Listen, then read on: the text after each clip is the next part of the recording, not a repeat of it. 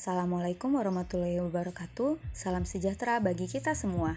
Video ini dibuat untuk memenuhi tugas pada mata kuliah Hukum Acara Mahkamah Konstitusi, Ilmu Hukum UIN Syarif Hidayatullah Jakarta.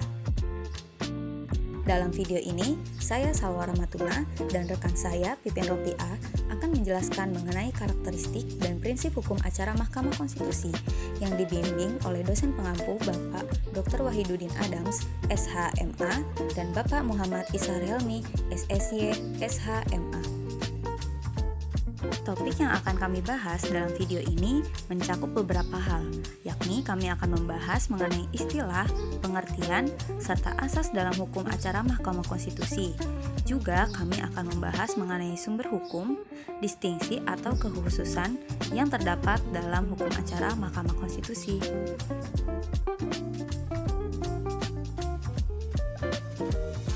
Hukum acara Mahkamah Konstitusi hadir diperuntukkan sebagai hukum yang mengatur prosedur dan tata cara pelaksanaan wewenang yang dimiliki oleh Mahkamah Konstitusi. Dalam pengertiannya, hukum acara Mahkamah Konstitusi juga merupakan hukum formil yang berfungsi untuk menegakkan hukum material, yakni bagian dari hukum konstitusi yang menjadi wewenang Mahkamah Konstitusi. Dari hal ini, kedudukan hukum acara Mahkamah Konstitusi dapat disetarakan dengan hukum acara pidana, hukum acara perdata, dan juga hukum acara peradilan tata usaha negara. Selain itu, Mahkamah Konstitusi juga memiliki karakteristik khusus yang dikarenakan hukum material yang akan ditegakkan tidak merujuk pada undang-undang atau kitab undang-undang yang sudah tertulis, melainkan konstitusi sebagai hukum dasar dari sistem hukum itu sendiri. Berdasarkan Undang-Undang Nomor 24 Tahun 2003 tentang Mahkamah Konstitusi sebagaimana telah diubah dengan Undang-Undang Nomor 8 Tahun 2011 tentang perubahan atas Undang-Undang Nomor 24 Tahun 2003 mengenai Undang-Undang Mahkamah Konstitusi, bahwa UU MK telah memberikan Mahkamah Konstitusi kewenangan untuk melengkapi hukum acara menurut UU MK dan juga membagi hukum acara yang telah diatur menjadi dua bagian, yakni yang pertama, hukum acara yang membuat aturan umum beracara di dalam Mahkamah Konstitusi, dan yang kedua, adanya aturan khusus sesuai dengan karakteristik masing-masing perkara yang menjadi kewenangan Mahkamah Konstitusi. Ketentuan hukum acara Mahkamah Konstitusi terbagi atas ketentuan hukum acara umum dan juga ketentuan hukum acara khusus. Ketentuan hukum acara umum mengatur tentang ketentuan-ketentuan yang bersifat umum seperti ketentuan mengenai persidangan, syarat permohonan, dan perihal putusan. Sedangkan ketentuan hukum acara khusus itu mengatur prosedur dan hal-hal lain terkait dengan pengujian undang-undang, meliputi hal-hal sebagaimana undang-undang yang dapat dimohonkan dalam pengujian undang-undang, pihak yang dapat bertindak dalam permohonan pengujian undang-undang, bentuk dari pengujian undang-undang, hak dan kewajiban Mahkamah Konstitusi, serta materi dan akibat putusan pengujian undang-undang tersebut. Selanjutnya, saya akan menjelaskan asas-asas yang dianut dalam hukum acara Mahkamah Konstitusi. Menurut Marwar Siahaan, salah satu hakim konstitusi periode pertama Mahkamah Konstitusi, ia menyampaikan bahwa adanya 6 asas dalam peradilan Mahkamah Konstitusi, yaitu yang pertama, adanya ius curiae novit. Asas ini menjelaskan bahwa pengadilan tidak boleh menolak untuk memeriksa, mengadili, dan memutus suatu perkara yang diajukan dengan alasan bahwa hukum itu tidak ada ataupun kurang jelas. Sebaiknya, hakim harus memeriksa dan mengadilinya. Asas tersebut diperkuat dengan penegasannya dalam pasal 16 Undang-Undang Kehakiman. Yang kedua, adanya persidangan terbuka untuk umum. Asas ini menjelaskan bahwa persidangan dilakukan secara terbuka untuk umum, yang merupakan asas yang berlaku untuk semua jenis pengadilan kecuali dalam hal tertentu yang telah ditentukan oleh undang-undang. Hal ini tertuang di dalam pasal 13 Undang-Undang Nomor 48 Tahun 2009 tentang kekuasaan kehakiman, serta juga ditegaskan dalam pasal 40 ayat 1 Undang-Undang Mahkamah Konstitusi bahwa sidang MK terbuka untuk umum kecuali rapat permusyawaratan hakim. Yang ketiga, adanya asas independen dan imparsial.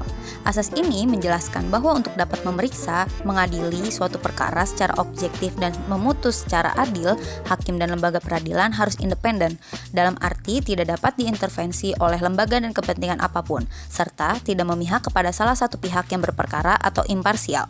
Independensi dan imparsialitas tersebut memiliki 3 dimensi, yaitu dimensi fungsional, struktural, atau kelembagaan, dan juga personal. personal. Dimensi fungsional mengandung pengertian larangan terhadap lembaga negara lain dan semua pihak untuk mempengaruhi atau melakukan intervensi dalam proses memeriksa, mengadili, dan memutus suatu perkara. Dimensi fungsional itu harus didukung dengan independensi dan imparsialitas dari dimensi struktural dan personal hakim. Asas yang keempat, adanya peradilan yang dilaksanakan secara cepat, sederhana, dan biaya ringan. Prinsip yang dimaksud tersebut ialah agar proses peradilan dan keadilan itu sendiri dapat diakses oleh seluruh lapisan masyarakat. Prinsip ini sangat terikat dengan upaya mewujudkan salah satu unsur negara hukum, yaitu equality before the law. Prinsip peradilan cepat, sederhana, dan biaya ringan ditegaskan dalam pasal 2 ayat 4 Undang-Undang Kekuasaan Kehakiman. Dalam Undang-Undang MK sendiri, sama sekali tidak disebutkan mengenai biaya perkara. Hal ini berbeda dengan beberapa perkara peradilan di bawah MA. Yang kelima, hak untuk didengar secara seimbang. Asas ini menjelaskan bahwa pada pengadilan biasa, para pihak memiliki hak untuk didengar secara seimbang. Para pihak dalam hal ini adalah pihak-pihak yang saling berhadapan-hadapan, baik sebagai tergugat-penggugat, pemohon-termohon, maupun penuntut dan terdakwa. Dalam peradilan MK sendiri, tidak selalu terdapat pihak-pihak yang saling berhadapan atau adversarial.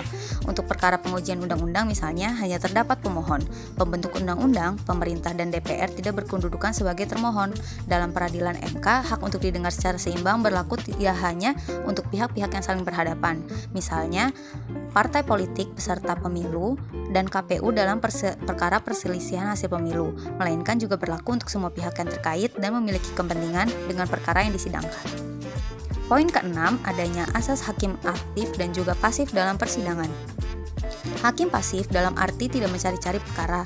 Hakim tidak akan memeriksa, mengadili, dan memutus sesuatu sebelum disampaikan oleh pemohon ke pengadilan.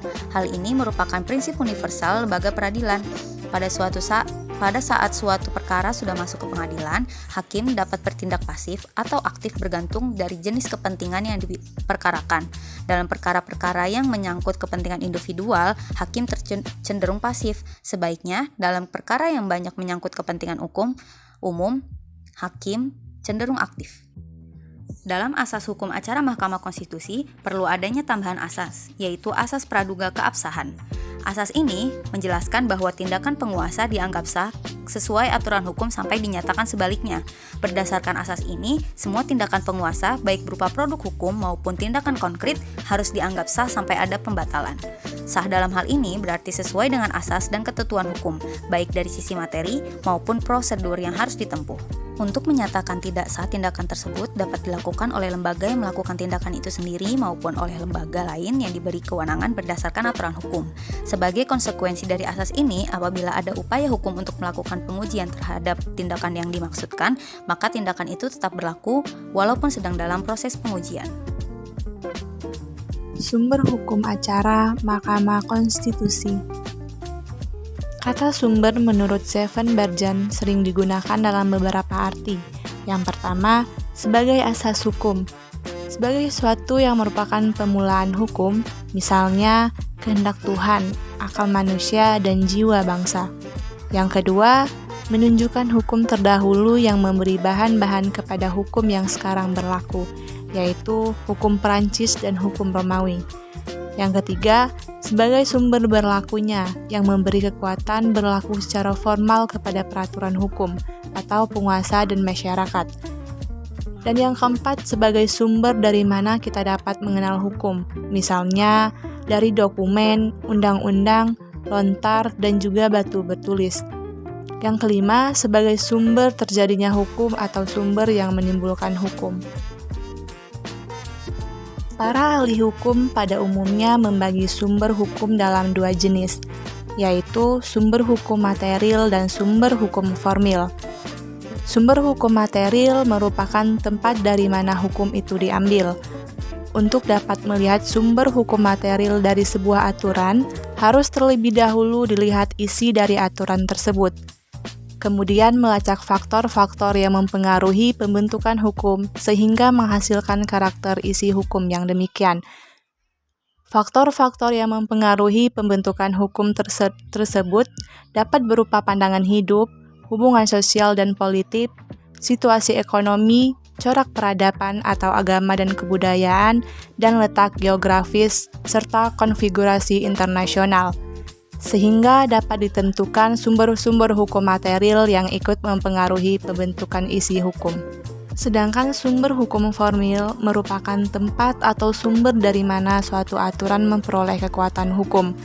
Hal ini berkaitan dengan bentuk atau cara yang menyebabkan peraturan itu menjadi secara formal berlaku. Dalam konteks ilmu hukum telah dipelajari bahwa norma atau kaidah terdiri dari berbagai macam dengan cirinya masing-masing.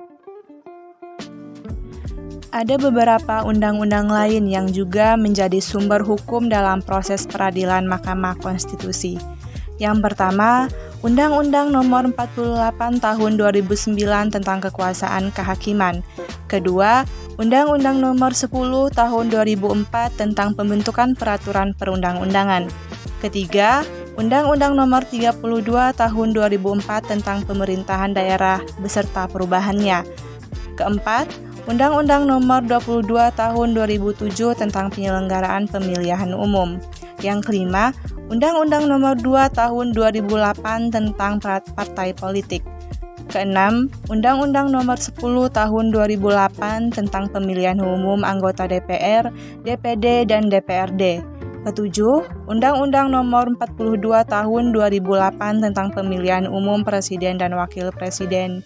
Dan yang terakhir, Undang-Undang Nomor 27 Tahun 2009 tentang MPR, DPR, DPD, dan DPRD. Selanjutnya, bagaimana sih untuk mengetahui sumber hukum acara Mahkamah Konstitusi tersendiri? Nah, dari aspek material, untuk mengetahui sumber hukum acara Mahkamah Konstitusi, harus dilihat dari mana materi ketentuan hukum acara dimaksud diambil, atau hal apa saja yang mempengaruhi materi hukum acara Mahkamah Konstitusi.